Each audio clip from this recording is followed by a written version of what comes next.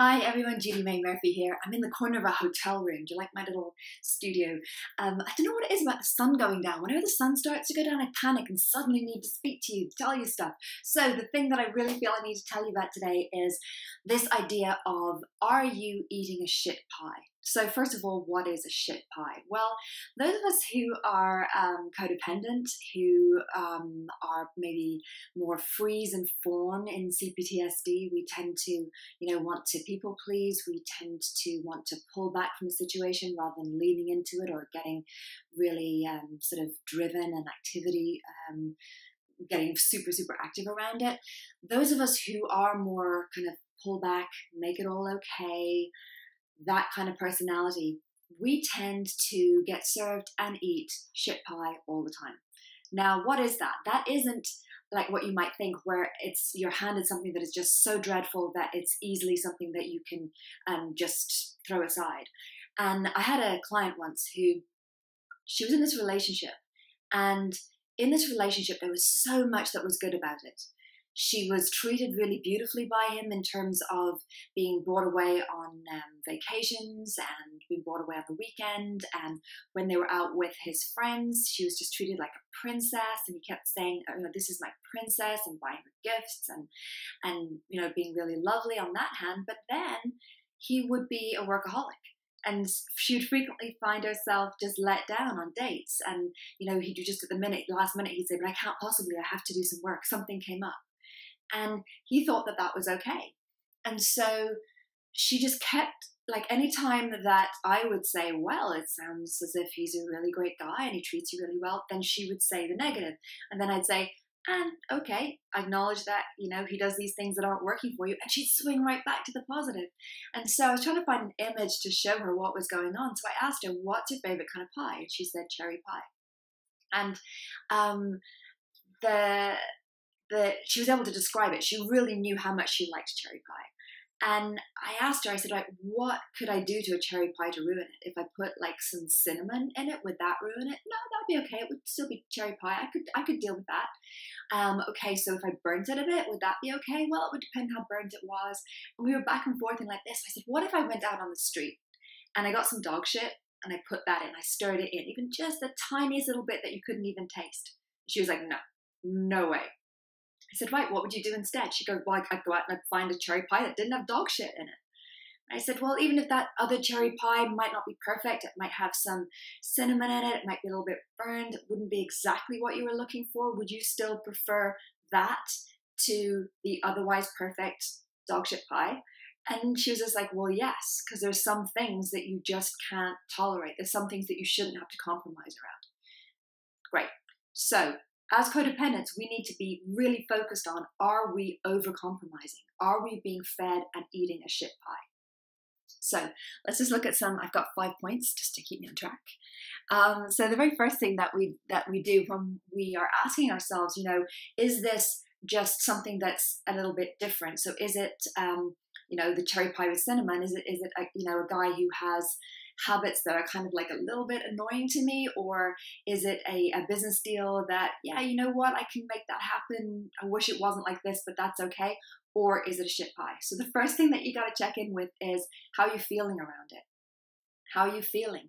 Because anytime we are getting abused, the first thing isn't a very clear, concise thought of, yes, this kind of abuse is going on. I've read about this. It's just an off feeling. It's just a feeling of, this isn't really as good as it could be.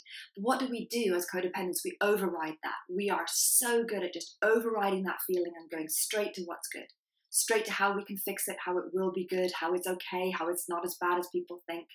So what I'd like you to do is get in the habit of journaling in a way where you name what's good about something. Just before you even get into a new kind of situation, name what's good about something and then name anything that is not ideal. And then you'll have the habit of doing that. Equally, when you're naming things that just seem terrible, find one thing in it that isn't ideal. And that will at least allow you to flag to yourself that this isn't all okay, right? And just start to notice a feeling early on in the game of, yeah, but you know what? And often when we come out the other end, either in relationships or business relationships, or with a client, and we say to ourselves, you know what, I kind of knew, I had that feeling at the beginning and I just overrode that. So getting in the habit of journaling and insisting on finding something that is good if we're thinking that it's all bad, or something that's bad if we're thinking that it's all good, will get us really used to reconditioning our brains to just be a little bit more inclusive. It's not really about balance. It's about, are you including? Are you looking at all of the evidence here? Because otherwise you could be kind of going, oh my gosh, great cherry pie. And you're just kind of like filtering out the fact that it's got some dog shit, some really unacceptable, cannot compromise stuff going on. Okay, so point number 2 is that we need to look at the fact that we can't always articulate what's wrong. And we need to realize that we don't have to be able to articulate it. Just because you can't give it words, just because you can't wax eloquent on why exactly you don't want this to happen, it doesn't matter. You still get to say, this isn't right for me. You still get to excuse yourself. You still get to walk away from that game. Again, whether that's business, personal, community, in any fashion. If it's not good for you, you don't need to explain yourself. You don't need to justify it. So for example, if you were out on a date with somebody, having a really great time, then you knew, maybe you're HSP and you an introvert and you need to go home early, and you know it's time for you to go home, and the person you're with says, well, no, we're having a great time. Why would you go home? And you don't really want to get into the nitty gritty of, well, the kind of personality type I am is the kind that needs to withdraw in order to recharge. You don't want to get into that. It's okay to just say, you know what? I've had a really great night and this time I'm going home now. And I'll catch up with you on the weekend, or whatever it is that you want to say. So you don't need to be able to argue your corner in order to stand up for yourself and set a good boundary and stay safe and say no to the shit pie, even if it's just a little shit, right? That's because it's a sign. If someone doesn't take a soft no from you, they're not going to take a hard no. If someone doesn't take a no on something that's just a little bit important, they're not gonna take a no from you when it really, really matters. Okay, so the next one we're going to look at is, do you find yourself wanting to overprove yourself in the conversation? So it might be that you are meeting a new client or a new prospective business partner for the first time, and you find yourself just like leading with your CV. Like just with your resume, just kind of saying, I'm so awesome, I've done all these great things. I'm just over saying, please accept me. Please know that I'm good enough. That is often a sign that there's something going on that isn't quite right, and that you are setting yourself up for a situation that isn't completely in your favor, right? So this is what we do, is we tend to over-earn. And that's one example of a shit pie, is just that it costs too much, that the price is too high, that if we have to work too hard, do too much of the stuff, and you know what it's like. You know what it's like where you've gotten into business situations in the past, I'm sure, and you have done like 90% of the work for maybe 30% of the money. And that's a shit pie. We've got to stop doing that. We've got to stop over-earning our place at the table. And usually the way that shows up behaviorally is in over-proving ourselves. Even before we've done any of the work, is over-giving in that way. It's like saying, like please accept me, please love me, in that way, in the real early days. So catch that if you find yourself doing that. Alrighty, point number 4 is, this is a really, really important one. Is someone questioning your values? Your values are things that you believe it's important. They're feelings that you believe it's important to either experience or to avoid. So, for example, if you think that it's really important to feel healthy, and so you're, say, not drinking alcohol, and someone makes that like really problematic, they really flag it. And this is a thing that you can have in a lot of business situations. Someone sort of says, oh, for God's sake, what do you mean you're not drinking? What do you mean? Like, like if someone's like pressing really hard for you to go away from what is important to you, whether that is, health or honesty. If you're in a business situation, and someone is trying to get you to sell something to someone that they're never going to use, and you just sort of say, well, I don't do that. I don't need to. I don't want to. It's not how I want to live. I want to be able to sleep well at night. And they are less conscientious, because a lot of NPDs are so unconscientious in business. And if they're then pressing you and ridiculing you, making you feel that there's something silly or ineffective or less than in you, because you are holding your ground and you are living according to your values or your morals. Morals then is living either in a place of virtue or a place of vice, living in a place of, well, I think this is a good way to live, or I think this is the not good way to live, if you're stoic and you want to chunk it that way. So at any time you're being asked to be not you, or anytime you being you and you being what is important to you, your intrinsic self, and you're leading with that, this is who I am, and that is, ridiculed, and it can be done in a very, very subtle way, just with a little roll of the eyes, or, oh God, one of these, oh God, we got a vegan on our hands. That, that matters.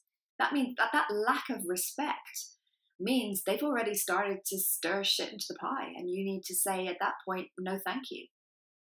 Right? And know that there are plenty of people who are willing to do business with you in the way that you are comfortable to do it, whether that is business or relationship, or whatever kind of interaction that you're going to have. All right, so point number 5 here is, how can you where this idea that we can't have the good without the bad. So this is where we think that we are being reasonable and compromising, and we think that of course we have to compromise, of course we have to, let go of some things. But the things that we're letting go of are things that are too important, things that cannot be compromised around. Someone not respecting you, someone not listening to you, someone just making you feel bad, someone, railroading through and not paying any attention to your boundaries just because you can't articulate them well, or because you're not good at oversetting a boundary and being really aggressive back. All those things are not okay. They're just not. And the great thing is that there is plenty out there in terms of business opportunities, money-making opportunities, ways of relating to people, getting around people who are really, really exciting. I used to get around people who were really exciting, and all they had to be was exciting. All they had to be was like a Hollywood A-lister, or, someone with, more money than God. And I was in there. I was just like up for the party. So, I'd be dating men who would fly me in their jets to the Bahamas and all this exciting stuff. But at what price?